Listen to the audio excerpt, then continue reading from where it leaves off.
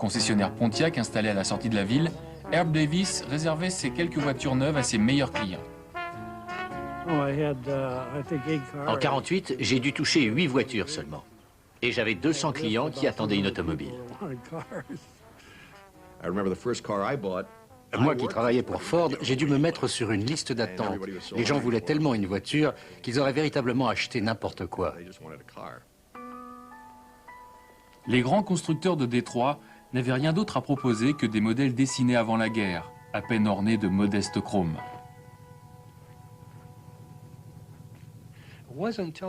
Ce n'est qu'à partir de 1949 que l'on a vraiment vu apparaître de nouvelles voitures sur le marché. L'une des premières a été la Ford de 49, un modèle complètement redessiné. Quand je l'ai vue, j'ai dit « Waouh, regardez ça, une Ford ». Le design était ultra moderne, une nouveauté chez Ford, qui n'avait jamais été à la pointe du progrès dans ce domaine. En plus de la révolution apportée à la ligne, cette voiture possédait une suspension récente, la première depuis 1906. Selon les publicitaires, conduire ce nouveau modèle, c'était comme rouler sur des nuages. Tous les constructeurs ajoutaient de nombreuses options sur leurs autos. C'est ainsi qu'on vit apparaître les vitesses automatiques et les clignotants qui vous évitaient de mettre le bras à la fenêtre pour tourner. Les arguments de vente se multipliaient. On pouvait se faire installer des vitres électriques, des sièges réglables électriquement, des klaxons et des freins à disque. Tous les gadgets étaient bons pour attirer le client. Dans les années 50, les Américains devinrent vraiment de grands enfants.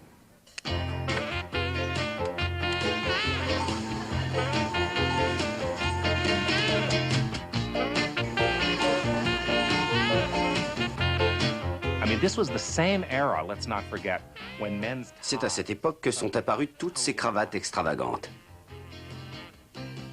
Les gens se sont dit « laissons-nous aller, nous l'avons bien mérité ». Un précepte qui fut largement appliqué à l'automobile. C'est véritablement à la fin des années 40 et au début des années 50 que la voiture a totalement débordé du cadre de sa fonction. Elle est devenue à ce moment-là une sorte de sculpture roulante pour les gens du pays. La General Motors annonça qu'elle présenterait sa nouvelle collection de voitures au Waldorf Astoria Hotel de New York. La cérémonie fut préparée dans le secret le plus absolu. La foule patienta des heures sur le trottoir pour voir à quoi allaient ressembler les nouveaux modèles de l'année. À l'intérieur, des musiciens et des danseurs de Broadway préparaient un spectacle entièrement dédié à l'automobile. Ce fut un événement dans tout le pays. Now touring America's principal cities, General Motors Motorama is attracting crowds like this one of 55,000 New Yorkers who throng to the Waldorf Astoria on opening day. In the hotel's grand ballroom, the show is on. A ballet tells the story of the progress of engineering.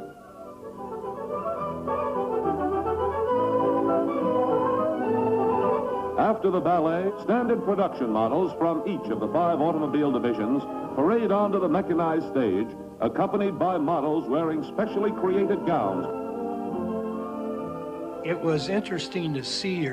Pour nous, c'était intéressant de voir nos créations dans cet environnement. On avait travaillé dur dessus et on n'avait aucun recul. Il fallait voir si cela fonctionnerait auprès du public. On repartait à zéro après la guerre, on ne savait pas où on allait. Et lorsque j'ai vu nos voitures éclairées par les projecteurs dans le hall du Waldorf, je peux vous assurer que j'ai éprouvé un sentiment de grande fierté et de satisfaction. L'homme qui se cachait derrière ce spectacle était le même qui avait imaginé la moitié des voitures roulant en Amérique. Harley Earl, chef du département design de la General Motors. Chuck Jordan travaillait sous ses ordres. C'est Earl lui-même qui l'avait engagé en 1949 alors qu'il n'avait que 22 ans. Quand je l'ai vu, j'ai cru que c'était Dieu en personne. Il faisait 1,90 m. Il était très impressionnant. Il avait quelque chose en plus. Il savait parfaitement ce qu'il voulait et ce qu'il fallait faire pour y arriver. Durant des décennies, Earl permit à la General Motors de rester au top, en faisant de Chevrolet une marque plus vendue que Ford, son principal rival. Il avait débuté dans les années 20, en dessinant des voitures pour les célébrités de Hollywood. la General Motors profita de son talent pour offrir aux Américains moyens des autos aussi belles que celles des stars. Le style Earl peut se résumer en 3 points. Plus longue, plus basse, plus large. Avec les années, il débarrassa la voiture des marchepieds, il fit incorporer les phares à la carrosserie et il révolutionna le design des pare-chocs. Earl avait aussi une vraie passion pour la couleur et les chromes. Il avait surtout un ego aussi démesuré que celui d'une vedette de cinéma. Vous avez déjà vu le bureau de Harley? C'était une pièce aussi longue que cette maison, décorée dans un style très british. Son bureau était situé à l'autre bout de la pièce.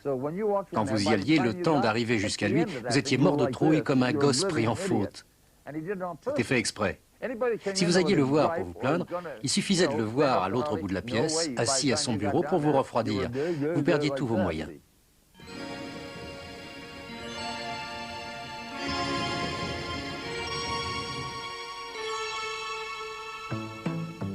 Un jour, Harley Earl a même renvoyé un employé parce qu'il portait la même cravate que lui. Il ordonnait aussi à ses 650 subordonnés de l'appeler Monsieur Earl.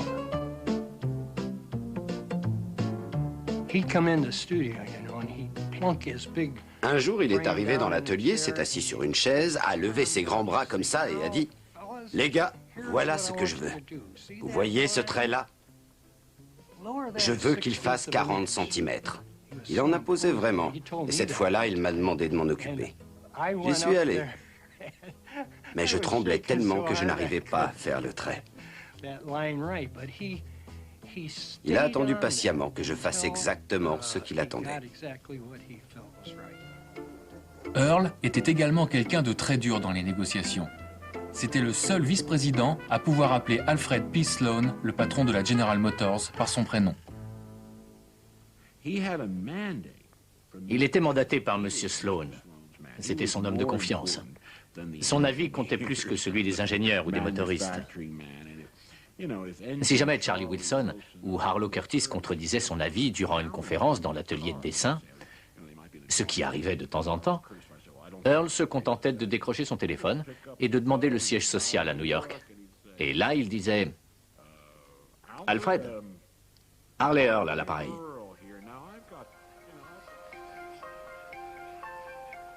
Le travail de Earl constituait à persuader les clients propriétaires d'une voiture en excellent état d'en changer. Pour cela, il s'efforçait d'aiguiser l'appétit des conducteurs ordinaires en leur proposant chaque année toute une série de modèles complètement différents.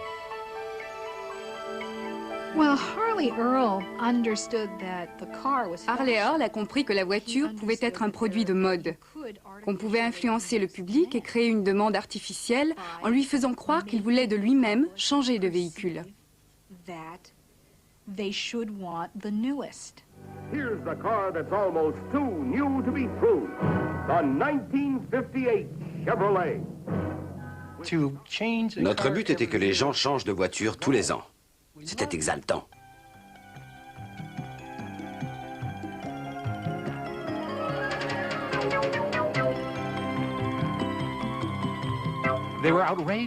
Elles étaient surchargées, ridicules, complètement dingues. Ça n'avait vraiment aucun sens, mais les gens les adoraient. Ils en étaient fous.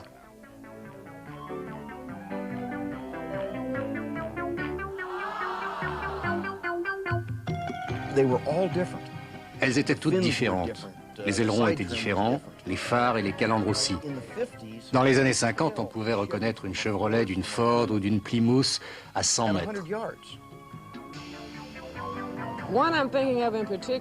Je me souviens en particulier d'une Chevrolet qui avait une sorte de flèche sur chaque côté de la voiture. La Mercury Turnpike Cruiser, celle-là je m'en souviens. Ma première voiture était une Cadillac 1958, rose bonbon avec un toit blanc.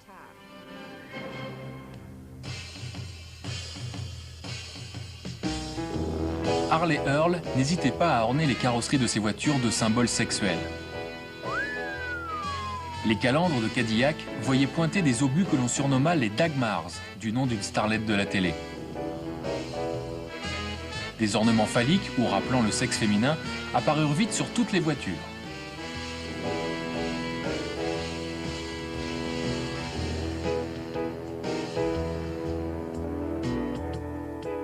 Au milieu de cette orgie de chrome, une compagnie allait tenter une approche différente. Ne bénéficiant pas des conseils avisés d'un Harley Earl, Ford désespérait de trouver une idée intéressante qui pourrait lui permettre de battre la concurrence. À cette époque, près de 40 000 personnes mouraient dans des accidents de la route chaque année. Know what's in this barrel? A teacup. One fragile teacup. Let's see what happened to it. Ford décida donc d'axer toute sa stratégie sur la sécurité automobile. Not even a crack. Meet one of the busiest men in town. He sells 56 Fords. And that's not all. In addition to Fords, I sell safety, like this new Lifeguard steering wheel.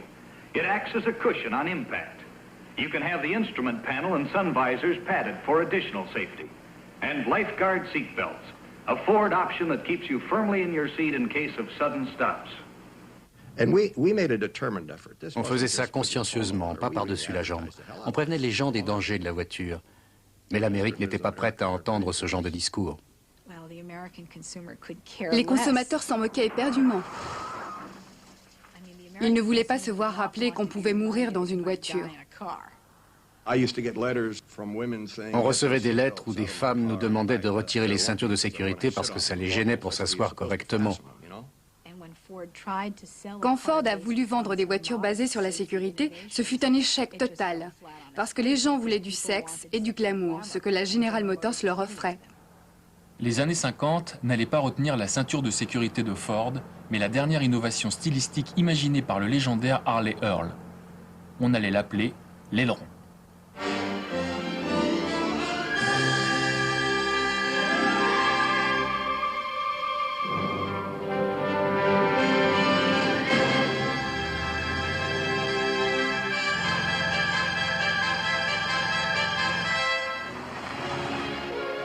Wow, another new Chrysler.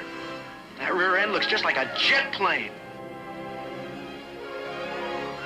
Certains fabricants affirmaient que leurs ailerons rendaient leur voiture plus aérodynamique, mais en général, les gens aimaient seulement l'allure que ça donnait à leur auto.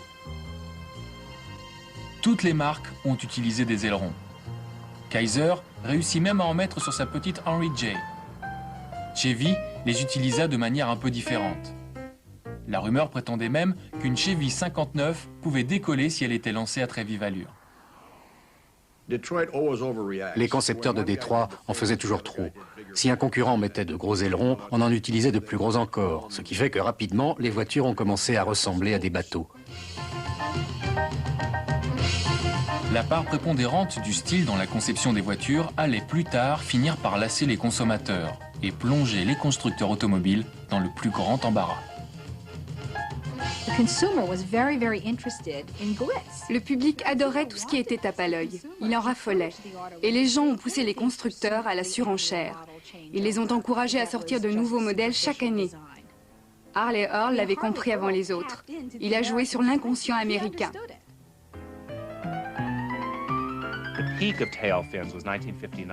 La mode des ailerons très pointus a connu son apogée en 59. On en trouvait qui pointaient à plus d'1 mètre du sol, aussi pointus qu'une dague. On a raconté beaucoup d'histoires, pas toutes vraisemblables, sur des cyclistes et des piétons qui s'étaient empalés sur ces ailerons.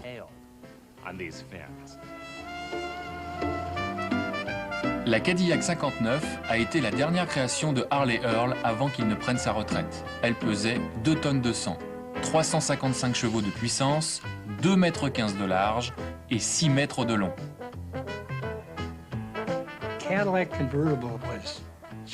C'est la première Cadillac que je me suis offerte, la plus belle que j'ai jamais eue. Mais quand je me baladais sur une route à son volant, je croyais toujours que quelqu'un me suivait. Alors je me tournais, et c'était l'aileron. Si vous analysez les fêtes de ces années-là, vous vous rendez compte que cette folie de la démesure, c'était ce qui convenait le mieux pour l'époque.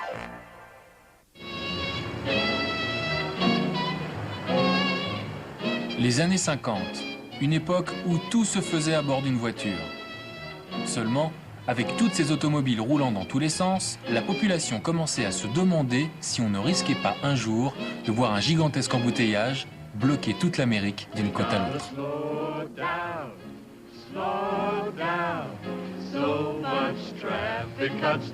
slow down till they bring the highways up to date. You can bet your high compression we're gonna be late. Les routes principales étaient toutes embouteillées et tous les chevaux moteurs du monde n'empêchaient pas les gens d'arriver en retard pour le dîner familial. Will you stop honking, Mac? We ain't going nowhere. No wonder everybody's acting so nervous. What's a citizen gonna do? What can a citizen do? La réponse des autorités fut de construire encore plus de routes, encore plus larges et plus longues qu'avant. On goudronna assez de routes pour faire au moins 10 fois le tour de la Terre. La plupart de ces rubans d'asphalte étaient payés par le programme d'autoroutes Inter-État. On présenta ces super autoroutes comme un moyen plus rapide de déplacer des tanks et des camions en cas d'invasion soviétique. Mais les vrais bénéficiaires en furent les conducteurs américains. It will be possible to drive from the Atlantic to the Pacific Ocean without a single stoplight or stop sign.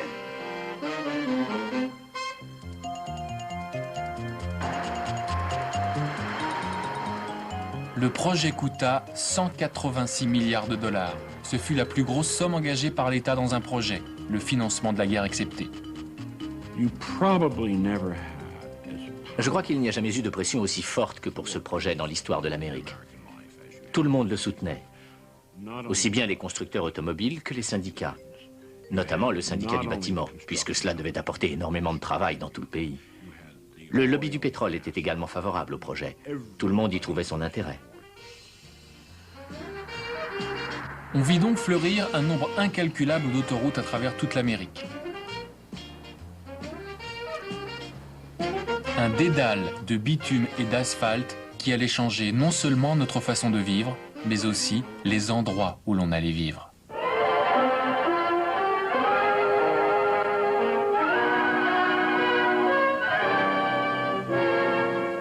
Today, a remarkable construction project is transforming the face of the countryside.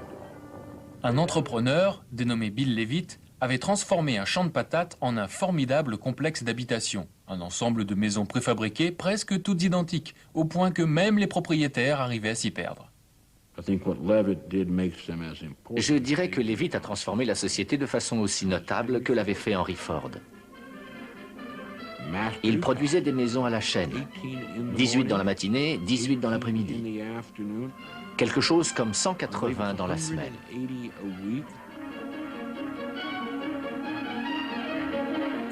27 équipes différentes se relayaient. Des spécialistes pour la pose des fenêtres, pour le carrelage, des spécialistes pour la pose des portes, pour les salles de bain. Tout était réglé comme une horloge. Another day, another 40 houses.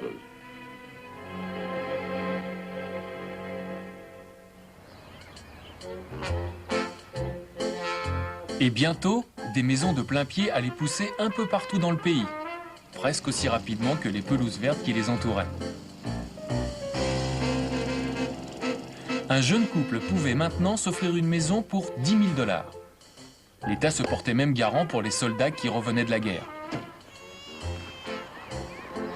C'est ici qu'est né le baby-boom, dans ce monde de barbecue et de modes de vie identiques.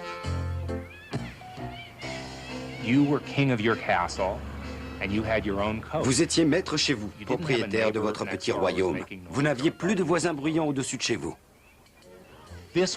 C'était un paradis à l'américaine, le rêve des années 50.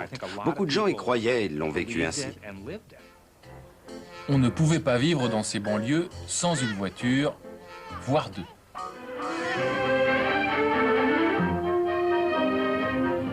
It sure is good of you to offer to take me to the store.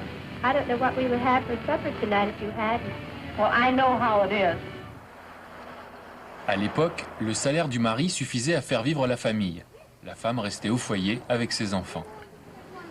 Les compagnies automobiles se chargèrent de convaincre tout le monde que les femmes pouvaient sans problème manier un engin développant 150 chevaux tout en restant féminines.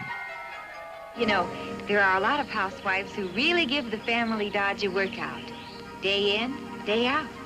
Watch me, for instance. Our Dodge is a taxi. See? I take my husband to and from his train every day. Our Dodge is a school bus, too.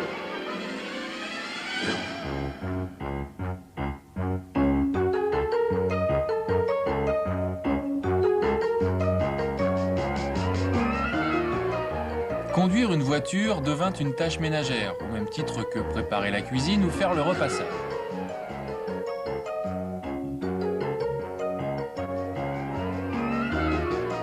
Mais bien que les femmes utilisaient leur auto quotidiennement, le mythe perdurait. Elles ne savaient pas conduire.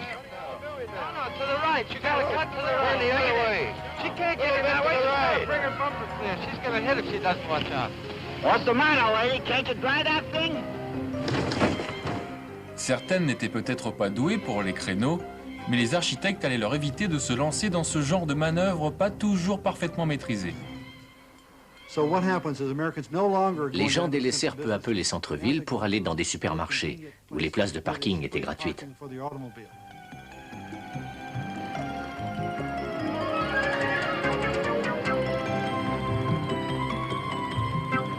Les centres commerciaux étaient devenus la nouvelle marotte des Américains. Il en poussait un peu partout, plus gros que bien des villes, étalés sur des kilomètres carrés. Ils étaient si grands qu'on pouvait y perdre son enfant, sa voiture et la raison, le tout en un seul après-midi.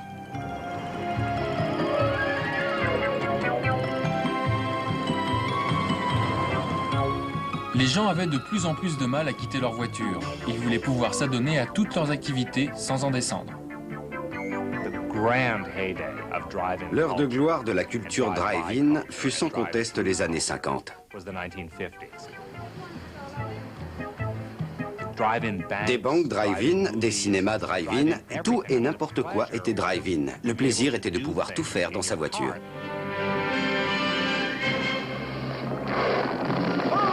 Every drop of blood was drained out of their bodies. And they had wounds on their throats, like a gigantic leech might make. What was that? I don't know. You get in that truck and lock it up. Le drive-in des Pins fut construit sur un champ de maïs, situé à environ 10 km à l'ouest d'Oregon, dans l'Illinois.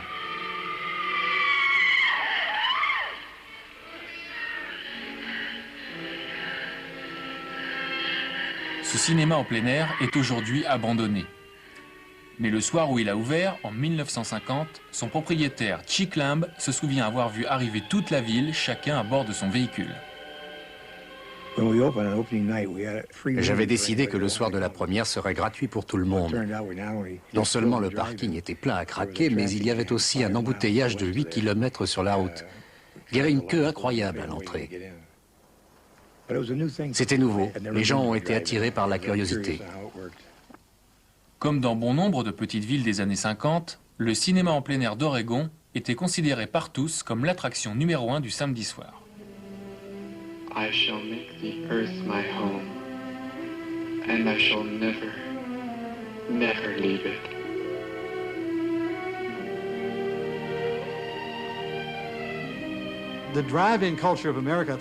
La culture drive-in américaine est vraiment symbolisée par le cinéma en plein air, qui réunissait en un même endroit les deux plus grands produits que ce pays a développés au cours du XXe siècle, à savoir le cinéma et l'automobile.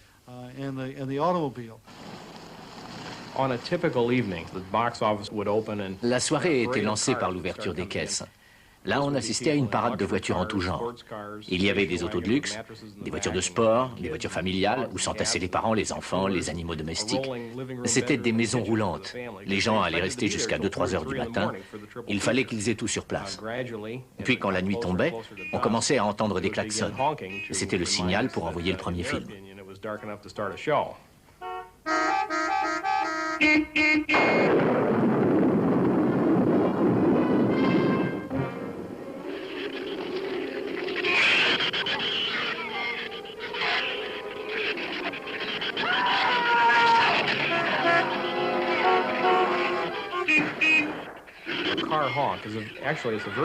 Le klaxon est une forme de langage très limitée, mais aussi très expressive.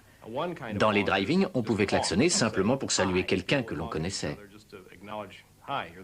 Et puis, il y avait le coup de klaxon que je qualifierais d'accidentel et que j'attribuerais sans hésiter à une sorte de gymnastique un peu spéciale à laquelle ça donnait des couples dans les voitures. Il valait mieux ne jamais passer sur la banquette arrière quand vous étiez avec un garçon. La banquette arrière, c'était génial. Il y avait plus de place. Oh, Steve, I love you. I love you so much. Oh, honey, I didn't mean anything against you. Just that I can't see a real woman like you tying in with a double-rod like you. People were just buried in themselves and Les couples s'enfermaient dans les voitures. On ne voyait plus que de la buée sur les vitres. En se baladant entre les voitures, on voyait des traces de doigts de pied sur les vitres arrière. Who are you? A scientist, like yourself. I'm getting out of here. Stay where you are.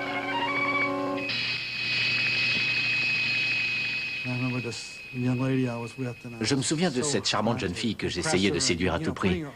Vous savez, à l'époque, le simple fait de passer son bras autour du cou d'une fille, c'était très audacieux. Je me rappelle qu'à l'entracte, elle m'a dit qu'elle devait aller faire pipi. Vous ne pouvez pas imaginer le choc que ça m'a fait. À Memphis, dans les années 50, une femme qui disait ça, ça signifiait qu'elle n'avait pas froid aux yeux.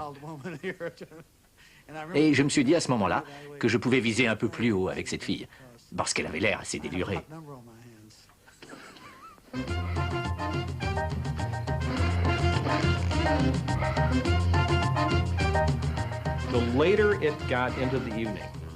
Plus la soirée avançait, et moins on voyait de têtes à l'intérieur des voitures.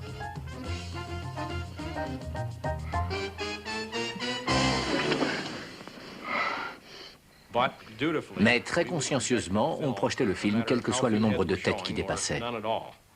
Je me souviens d'un soir où nous projetions 3 films à la suite. Les 2 premiers s'appelaient « Les mains de l'étrangleur » et « Les jumeaux du mal ». Et le 3e était un film pour enfants, « Puffin Stuff », une programmation assez incohérente. Vers 2h30 du matin, à la moitié de Puffin Stuff, j'ai regardé le parking. Il restait une voiture et aucune tête ne dépassait. Mais j'ai laissé le film se terminer normalement, jusqu'à la fin du générique.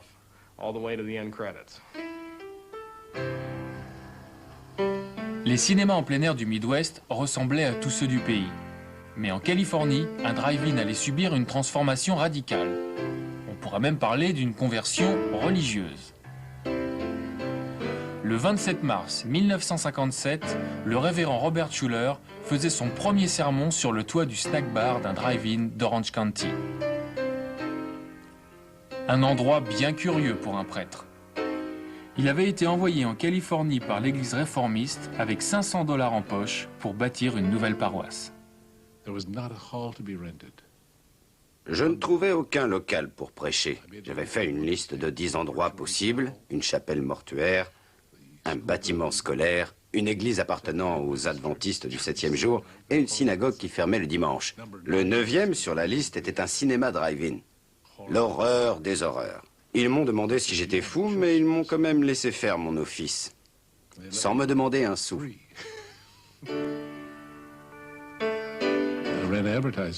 J'ai fait passer des annonces dans les journaux, venez en famille et en voiture. C'était simple, mais ça a marché.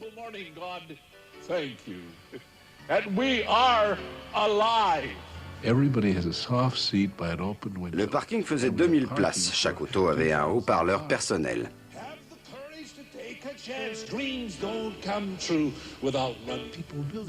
Les gens étaient à l'aise dans leur voiture, ils étaient tranquilles.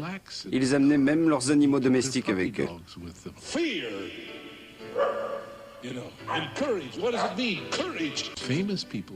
Des gens connus venaient m'écouter à l'abri dans leur voiture. Vous comprendrez que je ne cite personne par discrétion. En tout cas, on ne venait pas leur demander des autographes à tout bout de champ. Ces offices étaient un succès parce qu'on pouvait écouter mes sermons en étant confortablement installé dans son automobile. Now may the Lord bless you and keep you. May the Lord make his face to shine upon you and be gracious unto you. And may God give you his peace in your going out and in your coming in your life. Je dis souvent qu'un prêtre bâtissant son église sur le toit d'un snack bar a toutes les chances de réussir parce que cela fait de solides fondations. Hallelujah. Amen.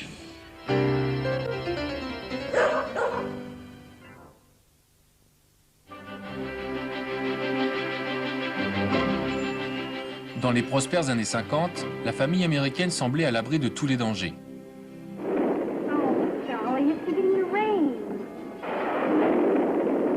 Mais l'orage grondait.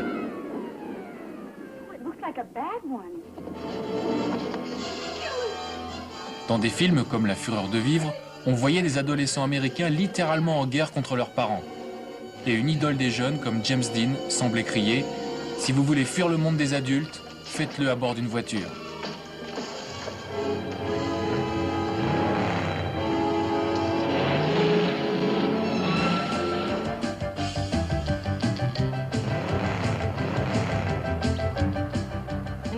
On comptait les jours avant de pouvoir passer son permis.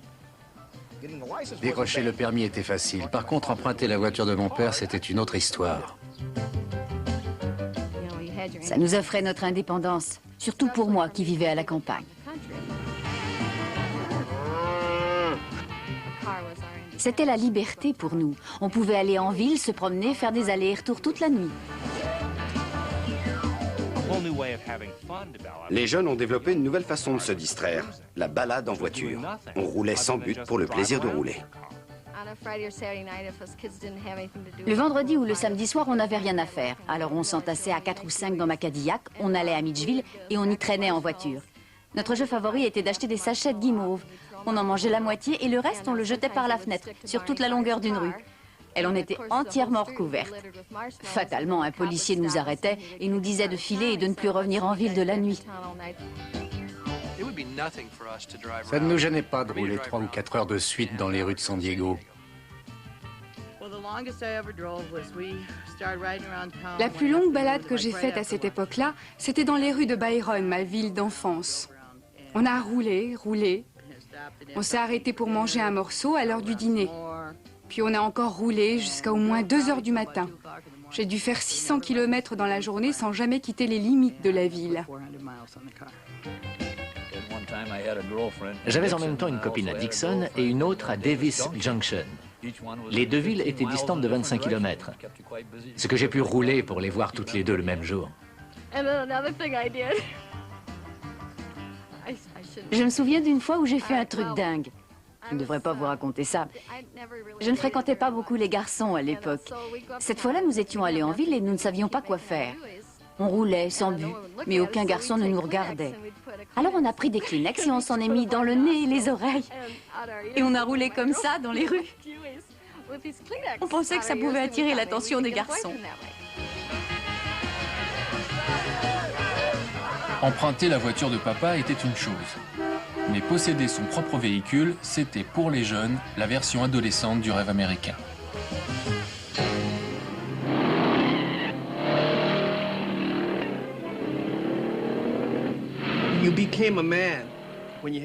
On devenait un homme quand on avait sa voiture. Pour la génération avant la nôtre, c'était quand ils avaient leur premier pantalon. Pour nous, c'était une auto. On peut dire que la voiture était le symbole de la masculinité dans les années 50. Déjà tout petit, à Pasadena en Californie, Guy Baskerville, comme beaucoup d'autres enfants, était passionné par la vitesse. Il cherchait toujours un moyen d'aller plus vite que les autres. J'ai eu ma première contravention à l'âge de 18 ans.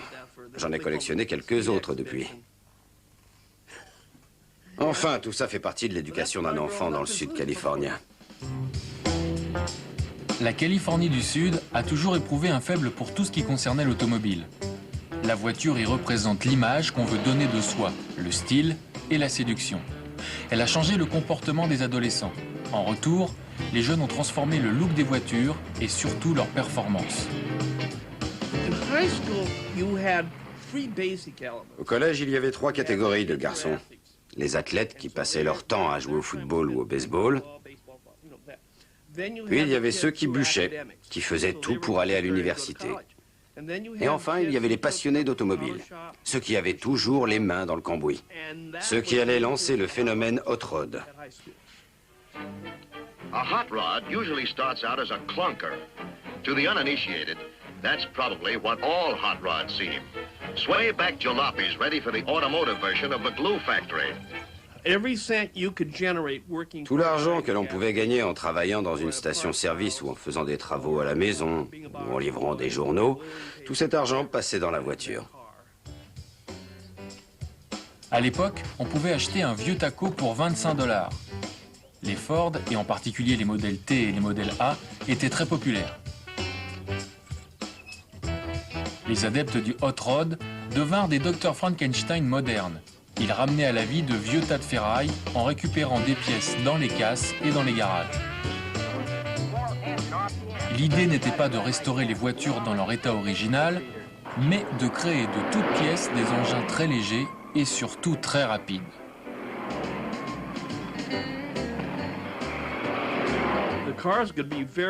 Ces voitures avaient peut-être l'air très sommaires de l'extérieur, mais lorsque vous souleviez le capot, vous y trouviez des petits bijoux de mécanique. Si vous saviez écouter un moteur, vous saviez que c'était des voitures rapides. Pour les non-initiés, écouter les fans de hot rod discuter entre eux, c'était un peu comme tenter de comprendre un langage totalement inconnu. C'était l'époque des 283, des têtes plates. Avec une tête plate, il fallait une conversion Ardenne. On pouvait mettre des réservoirs de nitro sur les côtés. Ça quadruplait la puissance du moteur. On changeait le carburateur ou l'injection.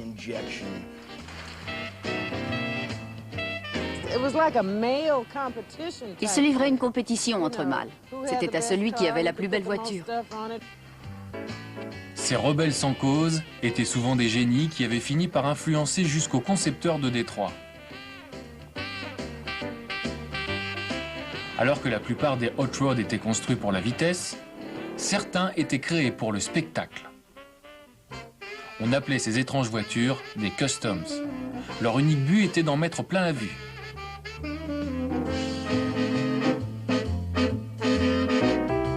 Les voitures customs étaient refaites entièrement.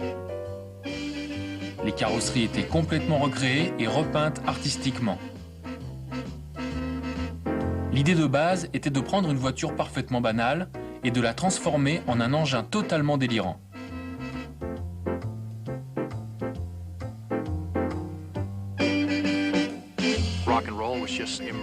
Le rock'n'roll devenait un phénomène populaire immense. On participait à ce courant de rébellion. Mais on ne voulait pas une révolution. Au contraire, on était sûr de rendre les choses meilleures. Certains adeptes du custom eurent l'idée de mélanger des copeaux de métal à leur peinture habituelle. Ils venaient d'inventer la peinture métallisée. Ils élaborèrent ensuite des rembourrages intérieurs d'un genre très particulier qui pouvaient être posés pour moins de 100 $ de l'autre côté de la frontière mexicaine, à Tijuana.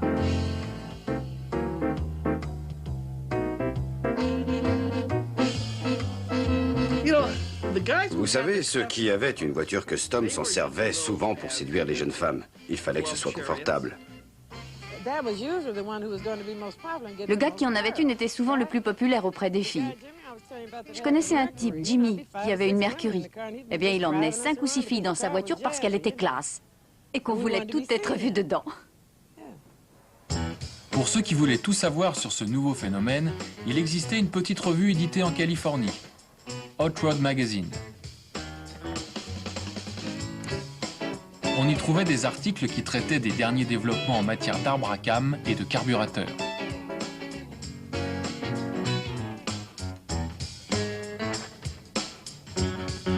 On pouvait aussi y lire comment transformer une Model A en un terrible hot rod ou quel changement apporter à un moteur pour faire d'une banale Ford une Fordillac. Le magazine connut un succès phénoménal.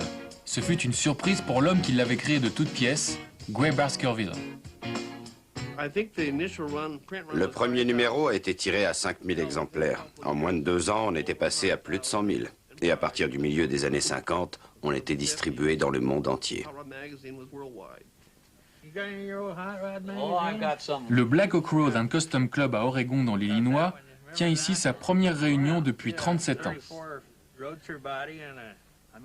Je faisais des kilomètres pour acheter cette revue.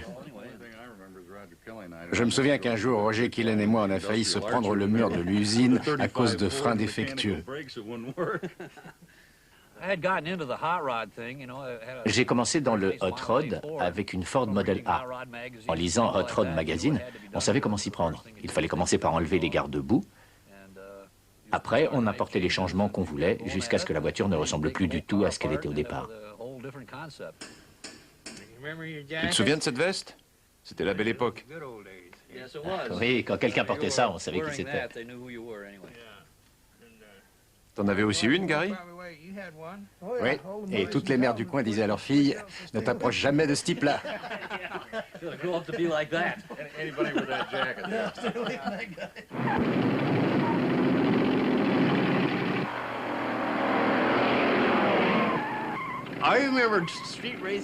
Je me souviens des courses qu'on faisait. Croyez-moi, quand on roulait à 160 à l'heure dans les rues, ça nous faisait monter l'adrénaline. Fantastique, surtout pour celui qui roulait devant. On rencontrait un type qui avait une voiture et on faisait une course. C'était aussi simple que ça. Il n'y avait rien d'organisé. On cherchait juste à se mesurer en course, c'est tout. Un jour, des types sont venus en ville et ils ont dit « On cherche cette fille qui se croit plus rapide que tout le monde. » J'ai répondu « C'est moi. Et alors ?» On s'est lancé et le type a commencé à vouloir taper dans ma voiture avec la sienne. Mais moi, j'ai pas marché. On touche pas à ma voiture. Alors j'ai appuyé sur l'accélérateur et on l'a laissé sur place. Je crois qu'ils sont jamais revenus en ville. Ils ont sûrement dû me prendre pour une sacrée pilote. Et ils ont sûrement raconté partout que je savais rouler très vite.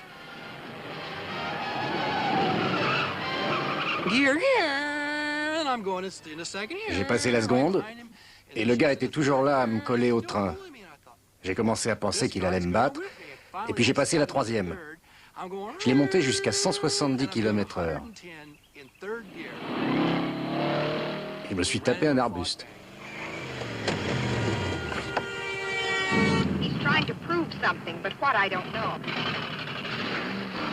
Les conducteurs de hot road commençaient à avoir mauvaise réputation.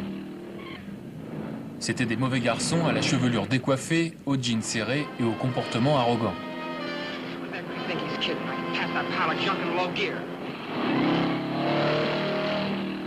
Ces gosses dans leur voiture rapide représentaient une menace majeure pour la loi et l'ordre public du pays.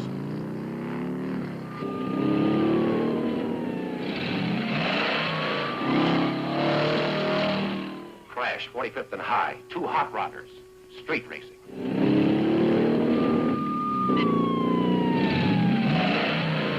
Real hopped-up death trap. Plain luck, no innocent people were killed. How many times have I told you to stay out of those hot rods? 80 miles an hour on a city street is very serious, Mr. Simpson. You'll have to appear with him.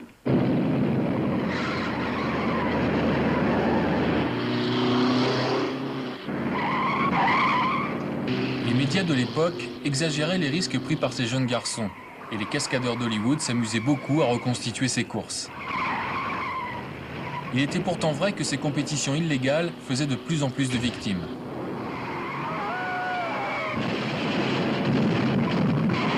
Il fallait faire quelque chose. This is drag racing, the country's fastest growing organized sport. Des centaines de pistes d'aviation militaire furent reconverties en circuits automobiles. À l'origine de ce projet se trouvait l'Association nationale des Hot Roads, fondée en 1951 pour mettre un terme aux courses de voitures urbaines. Ça a poussé les jeunes à se mesurer aux autres sur des pistes conçues pour ça. Les organisateurs insistaient sur la sécurité. De notre côté, nous avons appuyé le projet pour que ces courses ne soient pas purement et simplement interdites.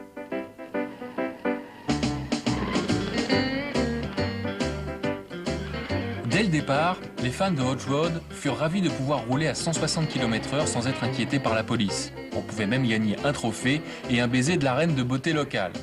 Certains n'hésitaient pas à mélanger du méthane à leur essence pour quadrupler la puissance de leur moteur.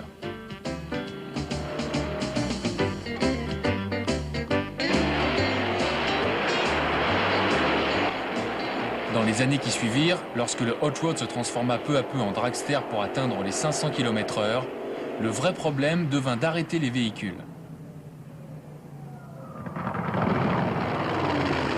L'art du Hot Rod était maintenant une science qui demandait du temps et surtout beaucoup d'argent. Mais tout avait commencé avec des mauvais garçons des banlieues. armés d'outils de mécaniciens et d'idées abracadabrantes. On n'était pas vraiment des voyous. On aimait simplement la vitesse. Chacun a sa façon de se faire remarquer des autres. La nôtre, c'était d'avoir la voiture la plus rapide.